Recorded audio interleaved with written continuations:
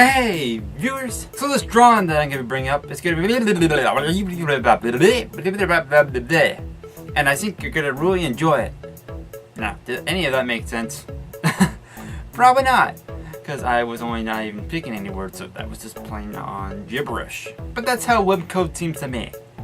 Some of the sentence makes sense, and then some of it just blows through my mind. It's like, what the heck are you talking about, bro? And forms, they don't help me much more.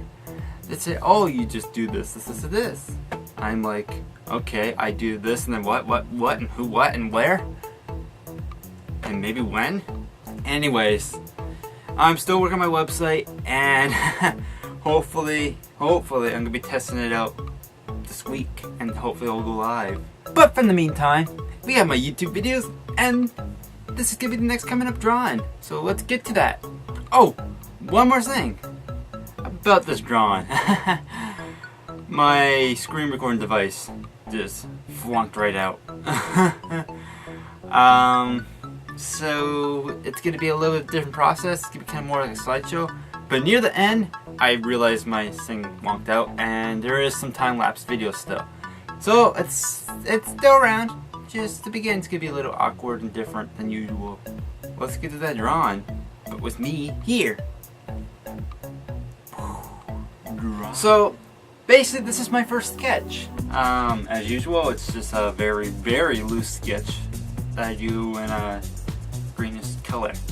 Could be any color. I just like to use green because, well, green's my favorite color. I then felt that maybe I should actually have him facing more downwards, because when you see the final concept of the drawing, it will make a lot of sense. But I just felt like he looked more downwards. So instead of having the hat going up, I had it looking down. So then I thought it was time to finalize it, so I started putting some blue lines around it. And well, the brush I was using for the final lines was basically a fuzzier, not so crisp type of line. I thought that was nice for a bit, but then I thought, well, let's try a sharper line. So in this example, you see me using more of a sharper line, and I thought it was a little bit better. So I canceled that fuzzy line and went to the sharper line. So I realized that the drawing looked a little different when I used sharper lines than the fuzzy lines. So I just quickly did another little quick sketch in a dark color and played around with that. So again, it's just very rough, and in this sketch, you just basically see me just play around with a few more extra shapes, like the hat mostly, and that's pretty much it. So just to make it seem a little bit less symmetrical, I just made his shoulder go up a little more, and I thought that worked pretty good. And then this was the very last minute addition, was time to go smashing with a hammer. So I then get rid of most of the rough artwork, and I start finalizing all my lines again, and this is what it looks like getting closer to the finished product. So I also just tilted the head a little bit because it just looked a little bit strange flat on. I think it worked.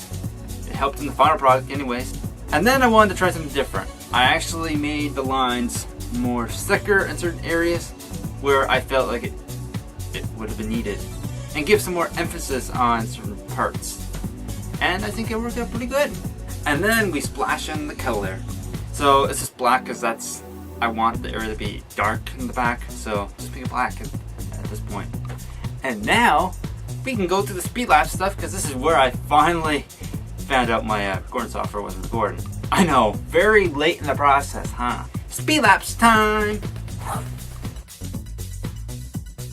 So basically all I'm just using is a different type of brush to do the shading. It's like kind of this pixely type of brush.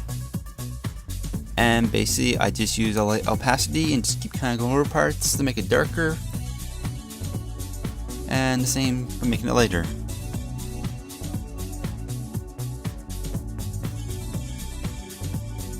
And I really love how the effect happened.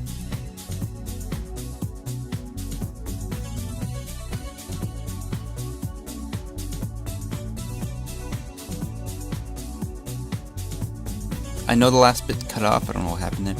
All I was basically doing was putting text behind them and then just squishing it down.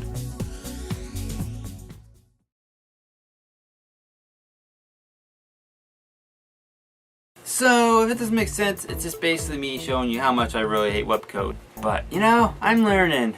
I hate learning. So I hope you enjoyed the drawing. I thought I was gonna go really simplistic with this, but then I really got into it, so I hope you enjoy it. And I haven't drawn Marty Mole for quite a while, so any of you Marty Mole fans, here you go. And if you can like this video or share it with your friends on Facebook or Twitter, that would help me a lot. It supports me so much, so please do that if you can. And if you can like this video or share it with your friends on Facebook or Twitter, that would help me a lot. It supports me so much, so please do that if you can.